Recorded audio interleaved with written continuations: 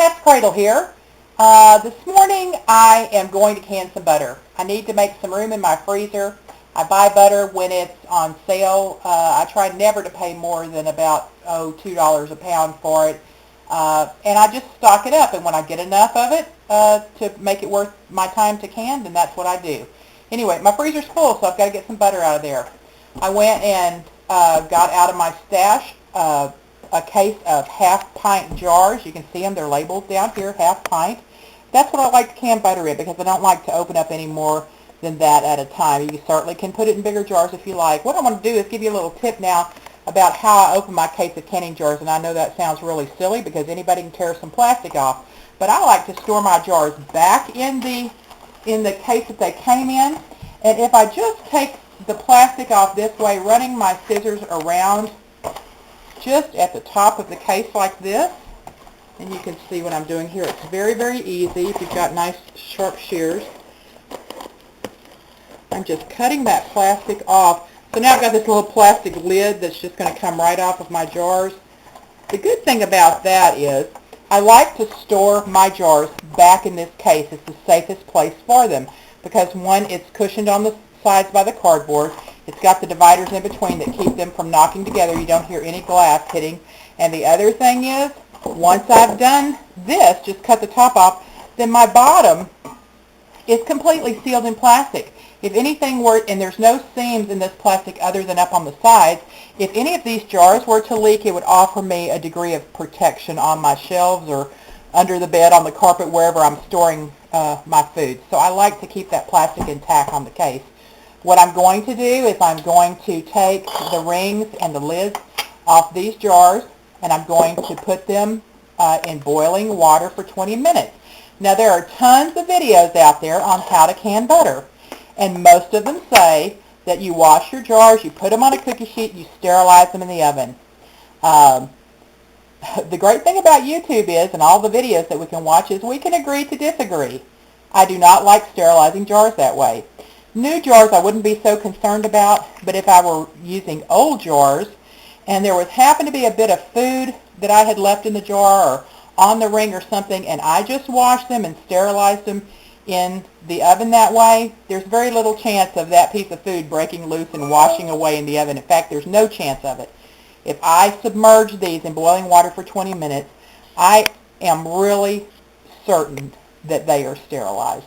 Now, we'll tell you, after I bring them out of the boiling water, I do set them on a warm cookie sheet and do go ahead and place them in the oven just to keep them warm. But I certainly don't sterilize that way. The other thing I'll tell you is when I can butter, I do half salted and half unsalted. The reason being is that I'm going to, I do 8 pounds at a time. I will actually need more than a dozen half-pint jars. I'll probably need about 16 of them, but I've got 4 of them in another place, used ones that I'm going to use. So I do half salted, half unsalted, because the butter has to cook a little while. It has to melt, and you evaporate a little of the water out of the butter, and if you do just salted butter, the butter ends up being saltier than you're used to.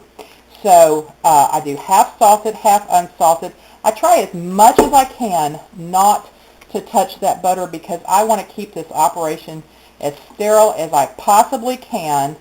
There's lots of people that tell you you shouldn't can butter. The USDA tells you you shouldn't can butter. But I know that the dairy lobby is in the USDA's hip pocket. And they don't want you storing your own butter. They want to sell it to you fresh, and they want to make you have to go to the grocery store so that when you go to buy butter, you probably also buy their milk and cottage cheese and sour cream and all that. The dairy lobby is huge. So when I'm looking for what's safe and what's not safe, I take what the USDA says with a grain of salt. You be your own judge. But I'm telling you, if anybody can can butter, and they do, it's available from New Zealand, and also somebody else says, where? Oh yeah, my camera person, my daughter's telling me Red Feather, that's one of the canned butters. I'm telling you, if somebody can can butter, if there's anybody out there that can can butter, I can butter too. So I'm telling you, I believe it's safe if you follow my instructions. They're a little bit different than what most people are doing on the web. You judge for yourself, and that's my disclaimer. I'm not telling you it's safe or not safe. I'm telling you I've never had a problem with it, and I've canned lots of butter. Okay, I'm going to go ahead and unwrap all this. I'm going to get this simmering on my stove. I'm going to get my jars washed and get them in to the boiling water so they can be sterilized. And we'll come back and go. Okay, cat's cradle again here. I am taking my waters out, my jars out of the boiling water, and I am putting them on a cookie sheet. Actually, mine's been lined with one of these rubberized Sil-Pat mats. They're wonderful for putting the jars on when you put them in the oven because your jars don't slide around on you. The other thing you can do is you can wet a dish towel and put it on the bottom of the cookie sheet, and that'll keep your jars from sliding around as well. The other good thing about putting these in the oven now at 220 degrees, and you can do 250 or whatever you want, just as long as it's above 216. The great thing about putting these jars in the oven now is that it also evaporates the last little bit of water out of the jars before I put the butter in, because you actually don't want any water in the jars. Prepper A, if you'll shoot over here, I'll show them here. Here's the butter that has melted. I think, oh yeah, it's just completely melted.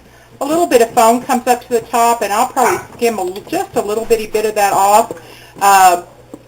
And then I'm going to bring it to a simmer when I've got about 5 more jars to boil. When they're done, I'll bring this to a slight simmer, and then I'm ready to put it in the jars. I'll get back to you. Okay, I've skimmed most of the foam off the butter. You can see there's very, very little around the edge. There's one little bit right here that I'm going to get and put in this bowl. You can see I have a whole bowl of the foam. I will not throw that away. That would be excellent because it's rather salty. It would be excellent on a baked potato. You could add it to a vegetable like corn that you wanted some salt. I would never throw that away. So I'm going to put it in the refrigerator with some saran wrap on it, or plastic wrap, and just use it for whatever I need to. Now I'm going to get my jars out of the oven. They were sterilized in boiling water, and this one's kind of teetering on the edge here. And now they've been in the oven at 220 degrees as I've waited for my butter to simmer. And I'm ready to can. I approach canning something like this. In fact, it helps me if I just assume that my hands are dirty. I know they're not. I've cleaned them and washed them and scrubbed them, but I try to keep this operation absolutely as sterile as I possibly can, so I just try never to touch anything with my hands. Let me find my ladle.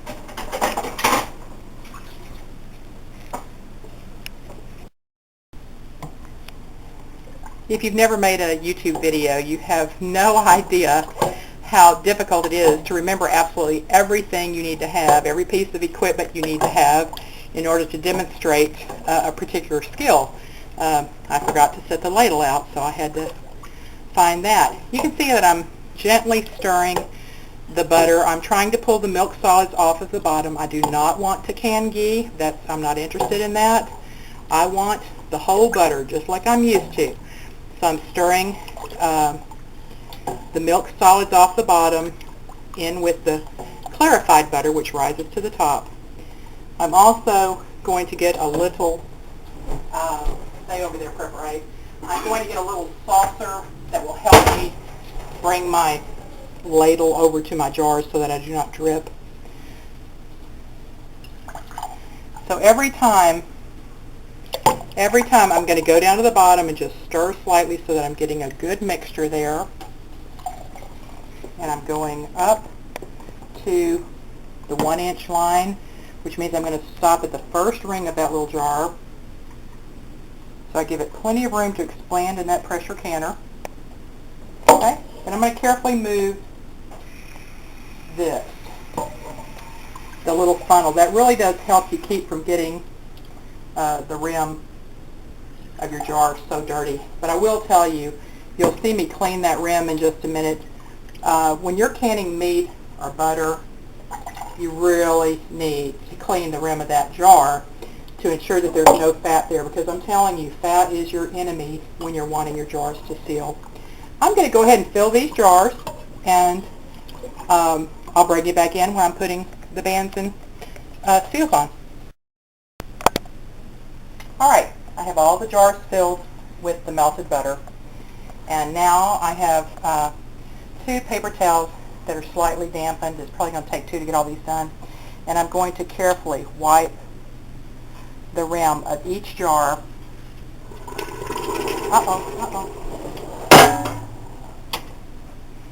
I'm going to carefully wipe the rim of each jar, making sure there's no butter on there.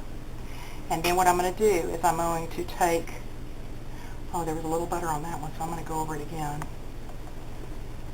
Okay. Then I'm going to take my jar lifter that comes with your canning kit generally. This is a little magnetic wand. And I'm going to reach into my pot. You can see the bubbles at the bottom of the pot.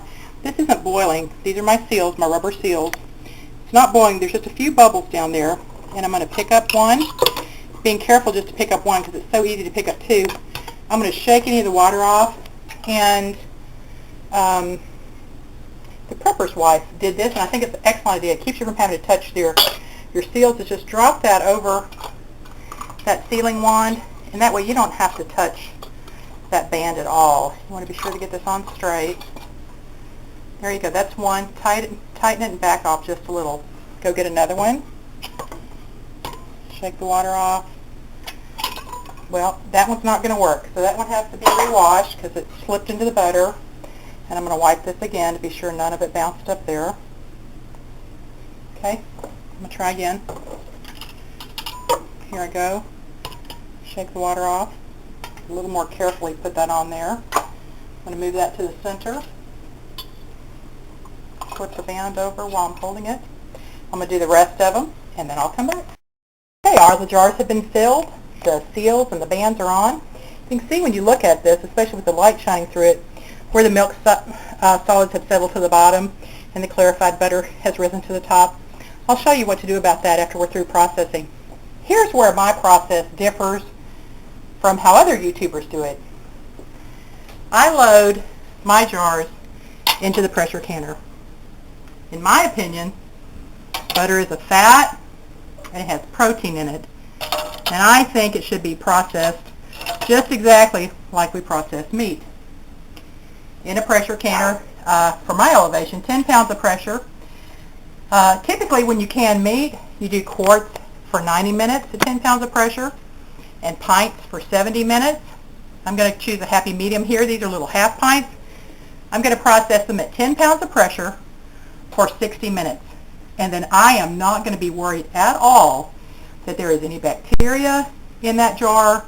I'm going to be able to sleep soundly tonight knowing that the butter I preserved today is going to be as safe as I can make it. So I'm going to put the lid on. I'm going to let steam vent out the open vent for 10 minutes. Then I'm going to put my weight on it and I'm going to process it 10 pounds for 60 minutes. I'll be back.